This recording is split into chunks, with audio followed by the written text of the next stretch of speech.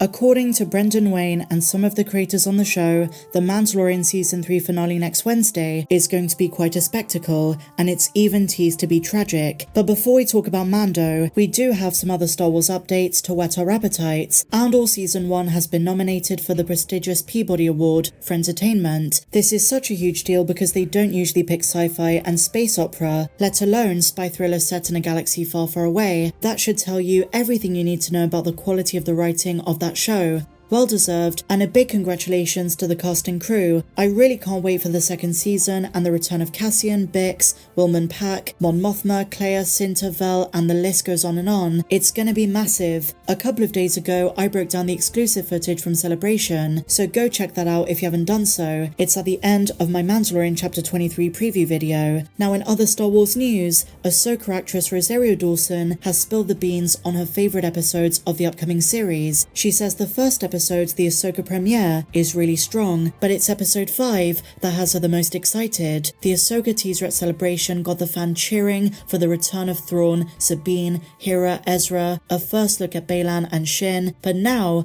we know to anticipate episode 5 when the show drops in August. Just to recap, season 1 is 8 episodes long, and a massive coincidence is that it was in episode 5 of The Mandalorian season 2, chapter 13, that Rosario Dawson brought the character to live action in the first place. That was an insane episode, and many of those plot points and themes carry over to the Ahsoka show too, in terms of Morgan Elsbeth, the purpose of Corvus, Thrawn's big plan, and what Ahsoka was doing there in the first place.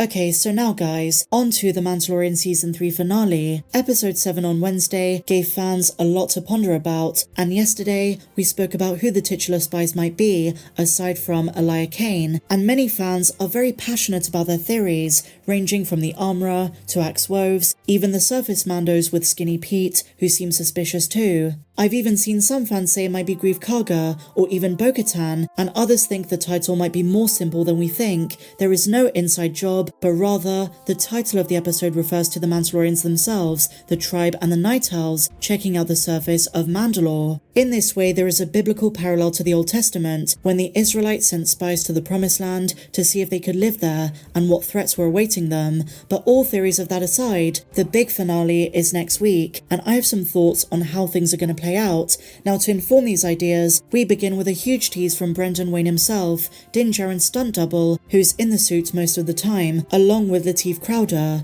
Now, in a new post shared to Instagram, the actor said, quote, "This next episode is gonna make you wish you hadn't asked for more. It might just hurt too much." Now, this got fans riled up and panicking about what might happen to Din Djarin, now that Moff Gideon has him captured and might be after his blood. But what I will say right off the bat, I really do not think Mando is gonna die. That's not the story, and the Making Star Wars leaks, which have been accurate until now, says they don't think he dies. While they don't know for sure, I don't think that's the tragedy Brendan is referring to. I think Din is going to be saved, and the allies that come to his help are very important too. We'll talk about those in a moment, Bo-Katan and the Mandalorians, but also external forces. But in regards to the sadness that Brendan is teasing, he might be talking about the aftermath of Paz Vizsla's death, Ragnar, his son, who he left behind, and the emotional impact that's going to have. And maybe once they defeat Gideon, they'll have a ceremony for Paz, or alternatively, more Mandos are going to die, familiar ones too, maybe the Armourer, other tribe members, but I can't see Bo-Katan or Din Djarin being killed off, but nobody knows,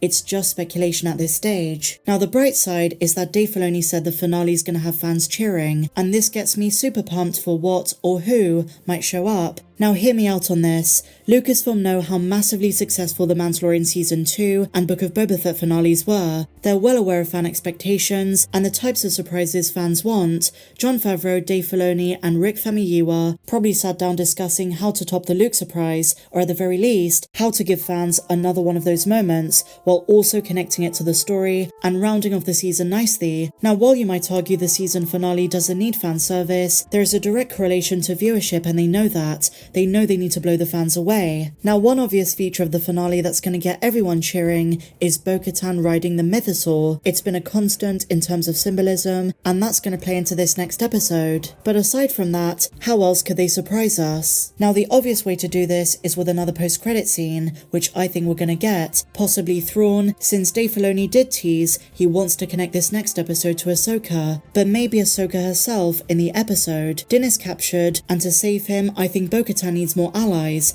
and there are multiple parties that can be brought in. My first theory is that this could be Ahsoka, Sabine Wren, maybe the Ghost Crew, Favreau, Zeb Orrelios, who we saw earlier in the season, and maybe R5 could contact the New Republic once again and send Carson Teva and others to the rescue. I would say this is the most likely. Another possibility is Boba Fett and Fennec.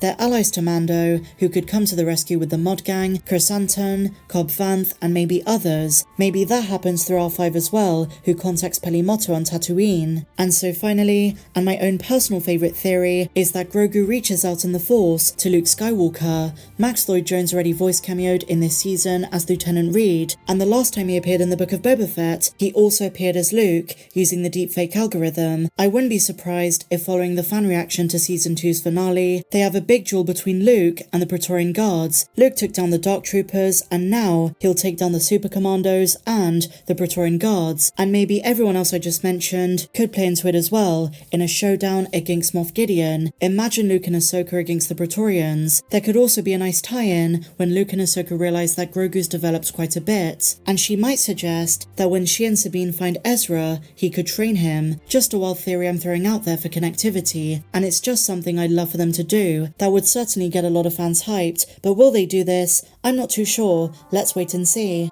Just as he directed the first episode and the penultimate episode, Rick Famuyiwa also has the finale. Some really great talent on this show. So moving on, the Star Wars social media accounts have posted a new poster should I say, of Moff Gideon. He looks amazing. I retweeted this with literally the crown emoji. He's trying to be the new king of Mandalore, and even though he's a bad guy, I just want to take this moment to appreciate Giancarlo Esposito's amazing performance. Every time he's on screen, whether it's in Season 1, Season 2, late in the day in Season 3, he is fantastic, one of the best characters in the show. I love that we're finally getting answers as to his motives, who he's working with, his intentions, his cloning plans, which were really out there. He wants Force-sensitive clones of himself that wear Beskar. The final stage of Dark Troopers, as he says, the best feature is that he's in it. And Moff Gideon is surprisingly charismatic. When it was announced he'd be in the show, we knew that we were in for something special. But this level of acting, this quality is fantastic.